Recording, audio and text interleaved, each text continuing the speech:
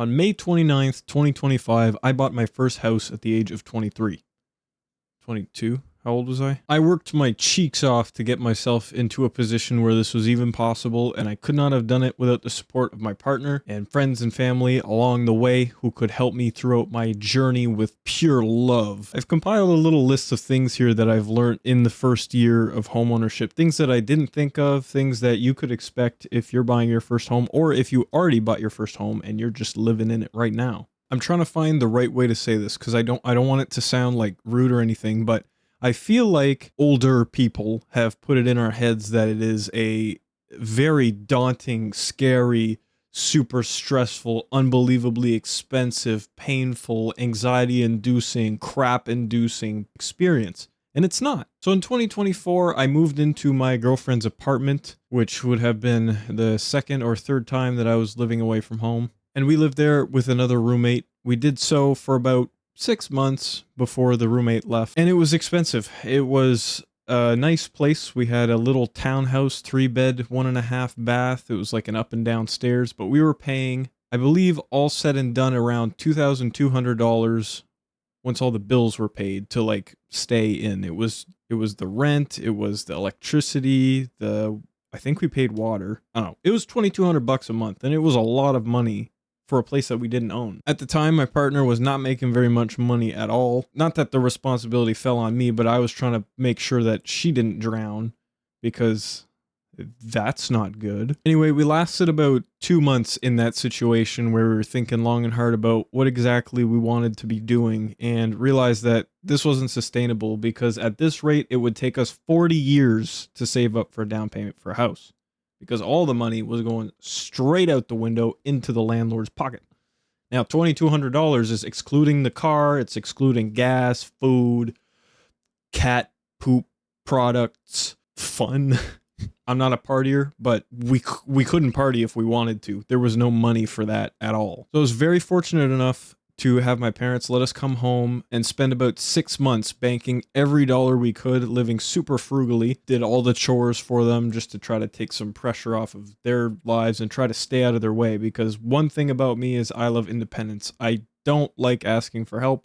I'm really awful at it, and sometimes I really should. We were able to save up enough money to put a down payment on this house, and this was not the first house we looked at, nor is it really the house we wanted, but in the long run, it worked out pretty good. So these points that I want to cover here are just a little list of things I compiled and what I thought about in this time that I've been here. The first point that I want to mention is that it is both more and less stressful simultaneously. What does that mean? So the apartment life costs us $2,200 a month without anything else. Like, if you factor in fun and all the other things you need to survive, and then our mortgage and all the bills combined is now cheaper than our rent was over there, excluding all the other bills we were going to have to pay. Now, again, because we live in times where the housing market kind of sucks, the amount of money that we're paying monthly is still pretty big, but it's a few $100s less than our rent was. Just the rent. How do people survive in this economy? I don't know. I found that when I was living in an apartment, my stress levels were much higher than they are right now, and I think that's because I was just dumping all my money. Like, I wouldn't keep most of it, which is not good. So this living paycheck to paycheck and not building any kind of safety net, not having anything to show for where all of your money was going, was super stressful. Don't get me wrong. Most of my money disappeared when we bought this house because of all the stuff that we've been doing, but it's mine and I'm not losing value. And some of these things that we buy, we keep for a very long time. The second point is something that when I was a kid, I didn't really understand, but now that I'm in this situation, I totally understand. Renovations take time. And I know to like probably 95% of people, you're like, well, obviously it takes time. It's, it's work, it's money and whatever.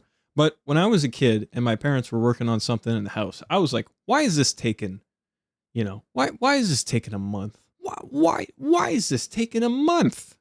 And why is the next renovation only going to be next year? Because it's expensive and we work. I hope my scrubs don't scare you guys away with my hairy ass chest. See that? I'm like almost a man. We haven't done a whole ton of like super serious renovations in the house so far. A lot of the projects were mostly in the garage. But painting the bedroom, that was a few day project because the walls in here don't look great at all. So there was a lot of mud, there was a lot of sanding, mud and sanding. And then 2 days has gone by, and then another sand, and then you got dust everywhere. You got to clean that up. Another day goes by. You put your first layer of primer, and then you look at it, a little sand, and then mess everywhere. And a day goes by, and then you do your first layer of paint, and it looks like crap. So you sand, and then you wait like 8 hours. But because it's 8 hours, it's actually the next day. You know what I mean? It just kind of piles on.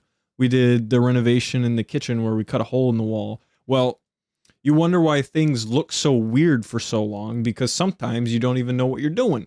If you saw on this channel, we made a pass-through window from the kitchen to the living room because our kitchen is just so boxed in that the first summer that we were here, this one that just passed, was so hot we weren't cooking much.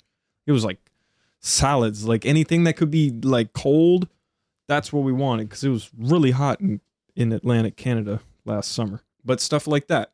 I made a poke hole. A few days later, I cut out the rough shape of how big I wanted the hole, so all you could see for maybe 2-3 weeks were studs because I was trying to figure out the best way to do it logically. When I realized that, I could probably do this on my own, but maybe I want to wait and see if I can have someone supervise and make sure I do this right. There goes another 2-3 weeks. The person gets here, we get it done in a day. But there's another month. The garage, for example, the drywall. I've spent a ton of time doing drywall in the garage with a few buddies, pay them with beer.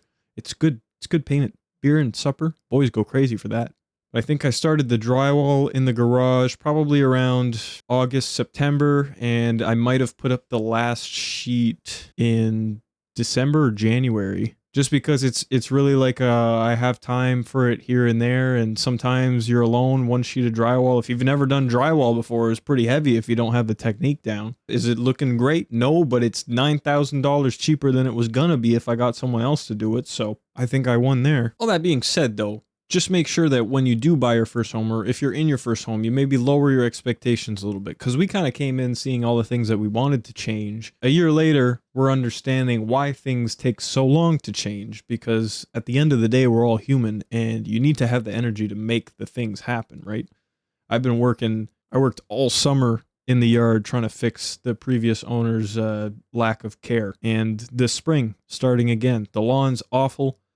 Bumpy and gross, mostly clay, so it's crap, but that's just life, man. This next one only really applies to people looking for your first home and not the ones who already bought, because you're kind of here now and there's not much you can do about it. But location is important. We are currently in the city and neither of us want to be in the city, but this was like the best deal that we could find for our situation. For example, we bought for $318. And originally, I didn't want to spend any more than $250. But when we were looking at the homes sub $300,000, they all needed $100,000 worth of work, which is ridiculous. Where I live in Canada, by the way, is the poorest state/province in all of North America. So $300,000 might not sound like a lot to you. In this economy where everybody from the rich provinces and the states come here to buy homes for their summer and then take away from all the kids like us who want to live a normal 20s experience that you saw in the 90s, it makes it difficult. And then right now prices are skyrocketing because we can't keep up with these people that have money and sold their family ranch for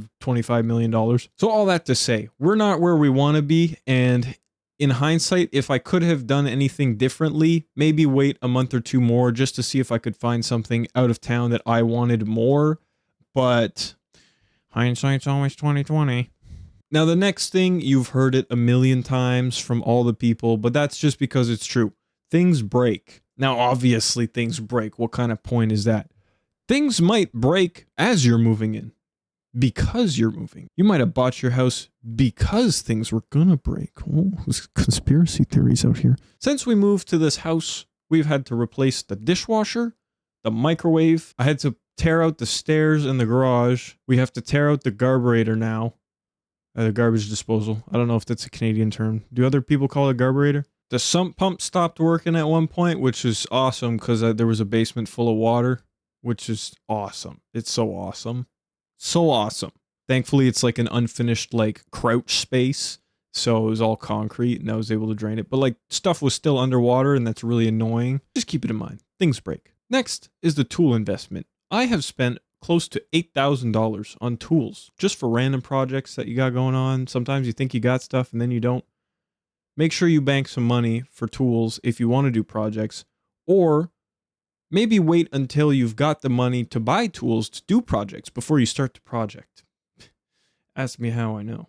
There's so many things that I've been putting off just because I don't have the tools that I need, nor do I want to really ask people, which is my fault. Man, I need to ask people stuff. But in the end, tools you will keep forever. So, it's an investment. Just think about it. Lastly, just a last quick point.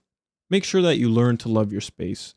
It'll come naturally over time. Like I said, this isn't where we want to live. It's not where we're going to live forever. So we're making the best of what we have. And we really like our house. I just don't like where it is. Being inside, seeing the stuff we're doing, the bedroom looks good. The office is next. Going to be finishing up the fence outside soon. Close that off. The yards are going to be looking better by midsummer. Even if you're not where you want to be, it doesn't mean you can't make it the place you want to be.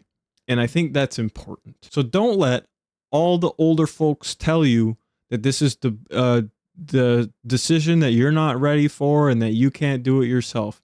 There are a lot of responsibilities in home ownership, but there are responsibilities with everything in life. The only part about home ownership that's really that stressful is the beginning with the lawyer and the visits and the seeing, am I going to get outbid on this house because everybody has more money than me, which is probably likely what's going to happen for the first few houses you go see. Ask me how I know.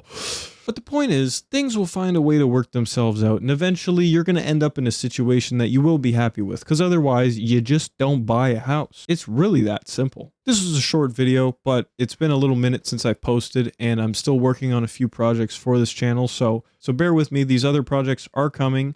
I just want to make sure that they look and feel good to me before I put them out to you. What you can expect soon: a review on the Tevolution Terra Pro, a review on the mouse pad. Just want to go back to that for a second. You spend a lot more money when you're an adult in your own home because you can, and sometimes that's bad. So be frugal. Spend when you have to, spend sometimes when you want to, but But I got a few reviews on the way. There's still one more motorcycle video I want to post before moving on to something else. Other than that, if you guys would like more consistent content, you can check out my gaming channel, link in the description, or somewhere on my channel page. You just search up SGarthG. That's where I play video games, if you like those. Other than that, guys, I hope you have a great rest of your day, and I will talk to you guys later.